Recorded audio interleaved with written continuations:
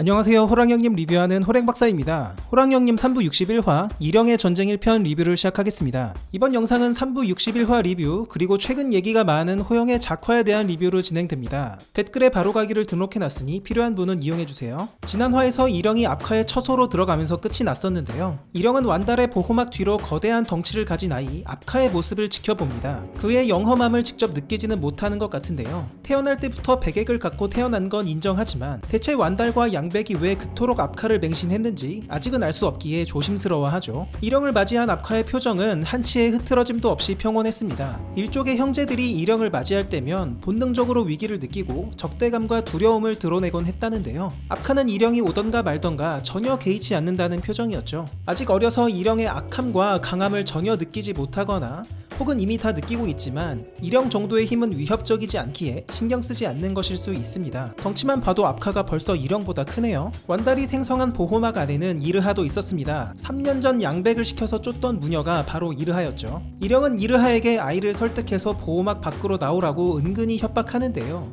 이르하는 그 말을 듣지 않습니다. 이르하는 양백으로부터 일영이 일족들을 전부 살해해서 힘을 흡수한 사실을 들었겠죠. 나가자마자 앞카를 죽이고 힘을 뺐을 것이 뻔하기에 보호막 안에서 버틸 수밖에 없을 겁니다. 하지만 그 안에 음식도 물도 없을 테니 오래 버틸 수는 없을 듯해요. 완달이 소멸하고 일영이 온 이상 이르하는 죽음을 각오할 수밖에 없을 듯합니다. 일영은 이르하를 타이르며 완달에 대한 도리를 다하려는 것이니 앞카를 데리고 나오라고 재차 얘기합니다. 허나 다 개소리였죠. 일영은 앞카가 하늘이 맞다면 그 힘을 내가 가지면 된다며 이미 앞카를 죽여 힘을 뺏으려고 생각하고 있었습니다. 이대로 이르하가 버틴다면 일족의 힘을 빼앗을 때 늘상 하던 방법으로 어미인 이르하에게 고통을 줌으로써 앞카의 힘을 시험하려 하겠죠. 하지만 일영이 이르하에게 고통을 주며 앞카를 협박한다 해도 그게 통할지는 의문입니다. 이르하가 옆에서 고통받아도 눈만 멀뚱멀뚱 뜨고 있을 수 있는데 아직 앞카는 성정이 완전히 형성되지 않았다는 언급이 자주 있었기 때문이죠. 어미에 대한 정도 없을 수 있고 그렇기 때문에 그 내면에는 파괴적 성향과 사이코패스적 무자비함이 내재되어 있을 수도 있습니다. 성정이 미성숙한 것도 아니고 아예 없다는 것은 궁극의 존재로서 갖춰야 할 완성된 성품을 앞카는 끝내 갖지 못할 거라는 생각도 들게 합니다. 일영이 완달에게 말하기를 아무리 어리다 해도 성정이 없다는 것은 이해되지 않는다고 하기도 했죠. 어리더라도 응당 있어야 할 기본적 감정이 앞카에게는 없다는 것입니다. 만약 앞카의 과업이 인간 세상을 위해 예루리와 영험한 존재들을 몰살시키는 것이 목적이라면 성정이 없이 태어난 것이 더 자연스러울 수도 있겠네요. 다행히 앞카는 커서 비록 폭군은 될지언정 묻지마 학살자는 되지 않은 듯한데요. 앞카를 그 상태까지 키우기 위해 흰산의 큰어르신 일영도 뭔가 노력을 기울이지 않았을까 생각해 보겠습니다. 한편 완달은 소멸하면서 일영에게 부름에 대해 끝내 그 어떤 얘기도 해주지 않은 것 같습니다. 일영 또한 하늘에게 힘을 전해준다는 일족의 과업을 이행할 생각은 전혀 없어 보이죠. 흰산의 주인이 된 후에도 오로지 자신이 영생할 수 있는 방법에만 몰두할 것 같은데 앞카의 힘을 빼앗아서 직접 하늘이 되겠다는 망상이 과연 언제까지 갈지 모르겠습니다. 이처럼 일영의 망상이 크다 보니까 거의 훔치다시피 한 흰산의 힘을 포기하는 계기가 대체 뭘까? 저 개인적으로는 상당히 궁금합니다. 2부의 일영을 보면 맨날 기방에 틀어박혀 아편을 하면서 반드시 내 자리를 되찾고 말 것이야 라며 이를 갈았고 과거의 강함을 조금이라도 회복하기 위해 귀신굴의 비밀을 알아내려고 무던히 노력도 했었죠. 그런데 내 자리를 찾겠다는 것이 앞칼을 꺾고 다시 한번 자기가 흰산의 힘을 차지하겠다는 뜻은 아니었던 것 같아요. 단지 세간에서 패급 취급받는 상황에서 벗어나고 다시금 흰산 일족의 큰어르신으로 대접받길 원하는 수준 정도였을 거라는 생각이 듭니다. 애초에 흰산의 힘을 자기가 먹을 생각은 엄두도 안 낸 것 같다는 거죠. 일영은 2부 막판에 흰산이 자기에게 힘을 주려고 할 때 그 힘을 받지 않기 위해서 안간힘을 썼습니다. 그 힘을 받는 순간 앞카에게 처단당할 것이 무섭기도 했고 이제는 그 힘이 자기에게는 아무것도 아니라고 독백도 했죠. 그렇게 탐해왔고 마침내 자기 것으로 만들었었던 흰산의 힘을 이제는 왜 거부하는 것일까요? 개인적으로 일영이 하늘의 과업에 대해 알게 된 후에 변심한 것이 아닌가 생각해봤습니다. 하늘이 된다는 것이 세상에서 가장 강한 자로 대접받는 영광스러운 자리가 아님을 알게 되었다는 것이죠. 자신으로서는 감당할 수 없는 과업을 당장에 맞이하는 것보다는 힘을 조용히 내어놓고 최대한 길고 오래 벽에 똥칠할 때까지 사는 것이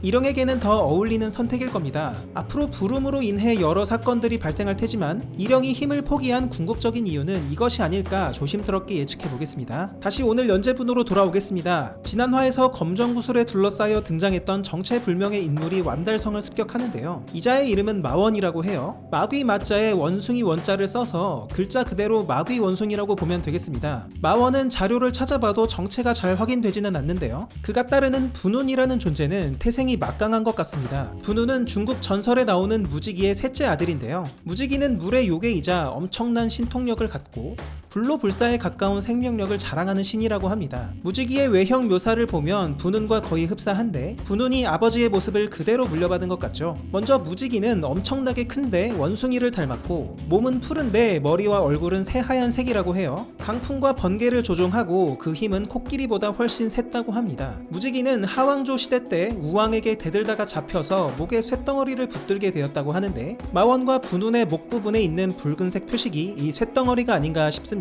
분운의 외형에 대해서도 설명이 있는데요. 긴 송곳니를 가진 거대한 호랑이 인간이라고 하고 아버지 무지기처럼 강풍과 번개를 조종하며 맹수를 다룰 수 있는 힘이 있다고 합니다. 그렇다면 분운과 곤륜은 어떤 관계일까 궁금하실 텐데 제 생각에는 곤륜과는 서로 견제하는 사이가 아닐까 싶습니다. 왜냐하면 전설에서는 분운이 중국 신화의 황제, 제가 과거에 천재의 정체로 유력하게 언급했었던 존재에게 패한 전적이 있다고 언급되기 때문이죠. 다시 돌아와서 마원은 흥계의 부족원들을 학살하다가 일영의 제지를 받고 비로소 정체를 드러냅니다. 그가 일영을 대하는 태도는 상당히 당당했는데요. 아무리 일영이 완달만큼의 강함과 카리스마는 아니라고 해도 흰산의 주인인데 꿀리지 않고 맞선다는 것 자체가 분명한 목적과 여러 대응 전략을 갖고 온 것 같습니다. 부름이 시작되자마자 가장 먼저 흰산으로 달려온 걸 봐서도 무지기의 세력이 만만치 않음이 느껴지죠. 마원은 일영에게 먼저 압카의 행방을 묻습니다. 일영이 압카는 내 휘하에 있다라고 말한 것을 듣고는 수상해하는데요. 압카는 태생 자체가 흰산의 힘을 궁극에 받기 위해 태어난 존재인데 새로 등극한 흰산의 주인이 압카를 데리고 있다는 것이 앞뒤가 안 맞긴 하죠. 압카가 이미 등장했는데 흰산의 주인이 힘을 안 내놓고 버티는 것은 질서를 거스르는 일이었습니다. 일영의 말을 들은 마원은 그대가 진정 흰산의 주인이라면 그 힘을 보여달라고 도발합니다. 상당히 의미심장한 말도 덧붙이는데요. 정상적으로 승계받은 힘이라면 영역 안에서 아낄 필요가 없을 텐데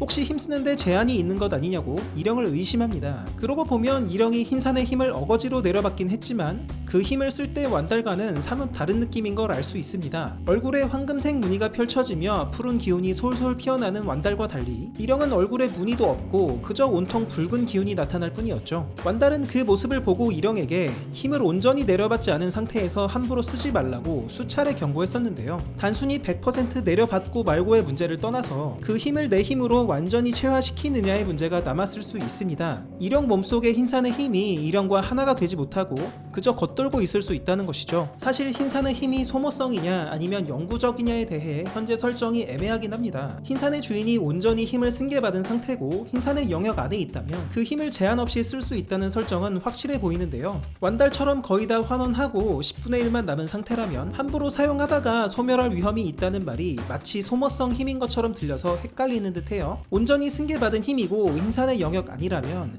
영구 사용할 수 있다고 보시는 게 맞는 것 같습니다. 마원은 일영이 진정 흰산으로부터 인정받은 주인이 맞는지 확인하기 위해 선빵을 날리며 일영을 도발합니다. 그가 얼마나 강한지는 모르겠지만 일영은 흰산의 힘을 빼더라도 대흥과 함화까지 흡수해서 지금 역대 최강인 상태인데요. 상대가 될 리는 없죠. 일영의 발차기에 몸이 두동강 나려던 찰나 마원은 자신의 털을 뽑아 분신을 만들어서 잽싸게 빠져나갑니다. 머리카락으로 분신을 만드는 기술은 나중에 일영이 잘 써먹던 기술 중 하나인데요. 어쩌면 나중에 마원을 제압한 후에 족쳐서 기술을 자기 것으로 만든 것일 수도 있어 보이네요. 일영은 흰산의 서쪽 경계 쪽으로 달아나는 마원을 추적합니다. 서쪽 경계는 완달이 천재와 곤륜의 병력에 맞서 싸웠던 바로 그 지역인데요. 거대한 전투 흔적들이 많은 곳이었죠. 멀쩡했던 평지가 깊이를 알 수 없는 협곡이 되었다던가 땅바닥에는 마치 수십 개의 운석이 땅을 뚫고 들어간 듯 거대한 구덩이들이 파여 있었습니다. 이 모든 흔적은 천재가 공중에서 땅으로 기공을 쏘아댄 탓에 파괴되며 생긴 것이었고 일영은 이 흔적들을 눈으로 보고 나서야 천재가 정말로 이곳에 왔었던 것인지 생각을 하게 됩니다. 여러 신하들의 증언과 흰산의 영역 밖에 파괴된 지형, 아바의 몸의 상처는 천재와의 전투가 있었음을 강력하게 보여주고 있었죠. 서쪽 경계의 너머에는 도망쳤던 마원이 자신의 대장과 함께 있는 모습이 보였는데요. 그가 바로 앞에서 설명드렸던 분운이었습니다. 앞서 묘사드렸던 그 모습과 거의 동일하죠. 마치 검치호같이 송곳니가 아래에서 위로 나있고 거대한 몸집에다가 목에는 붉은 빛깔이 나는 족쇄 같은 것을 두르고 있었습니다. 분은 또한 일영이 흰산의 힘을 진짜로 쓴 쓰는지 안 쓰는지가 일단 관심사인 것 같은데요. 자기들이 일영을 보아하니 정상적으로 승계받은 힘이 아니라고 믿고 있는 것 같습니다. 그리고 분우는 지난 화 마지막에 등장해서 간자들을 학살하던 그 인물과는 다른 존재인 것 같아요. 비슷해 보이지만 자세히 보면 복장 자체가 다릅니다. 분은과 마원은 온몸에 털이 덮여있고 복식이랄 것도 딱히 걸치지 않았지만 지난 화 마지막에 등장한 인물은 상하의와 무릎 보호대,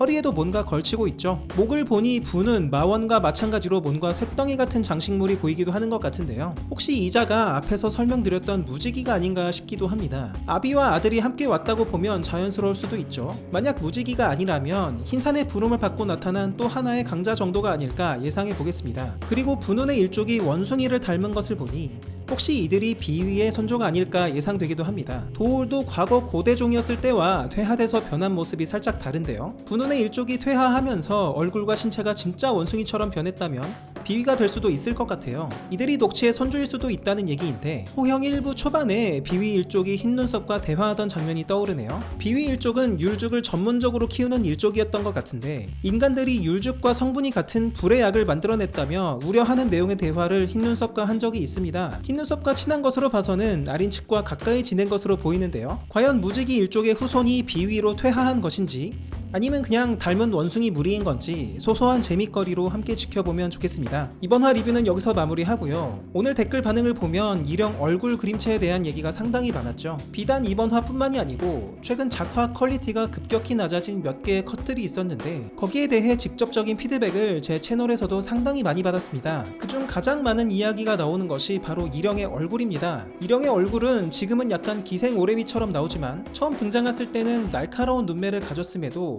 코와 턱에서 상당히 굵고 거친 느낌이 있어서 무게감이 상당히 느껴졌었어요. 사람 나이로 치자면 거침없이 살아온 30대 중후반에 무서운 카리스마를 느낄 수 있었습니다. 물론 지금도 일영의 그런 작화들이 나옵니다만 일부 컷들은 20대 초중반, 어떤 컷은 10대 청소년이 아닌가 싶을 정도로 작화가 일정치 않은 모습을 보여준 것이 사실입니다. 화면에 3컷만 해도 일단 동일 인물이라고 느껴지지 않을 뿐더러 앞서 봤었던 굵은 선의 일영과는 전혀 다른 10대 같은 느낌이 물씬 나죠. 물론 웹툰 연재라는 게 워낙 작업량이 많다 보니 작화 퀄리티가 매번 일정하게 유지되기 힘들다는 인식은 저도 하고 있고 이미 독자들 사이에도 충분히 공감대가 있으실 걸로 봅니다. 그런데 작화에 대한 얘기가 이 정도의 큰 목소리로 나온다는 것은 이것이 작품의 몰입을 해칠 정도가 되었기 때문이 아닌가 생각이 듭니다. 특히 오늘 나왔던 첫 번째 컷과 세 번째 컷이 이 차이를 명확히 보여주고 있죠. 왼쪽 컷은 오른쪽 컷의 어린 동생 같은 느낌입니다. 앞에서도 보여드렸지만 일영 얼굴이 볼 때마다 달라져서 이제 뭐가 진짜 모습인지 알쏭달쏭한 상태까지 온 것 같은데요. 여러 작업자가 붙어서 하는 작업이라는 건 이해하지만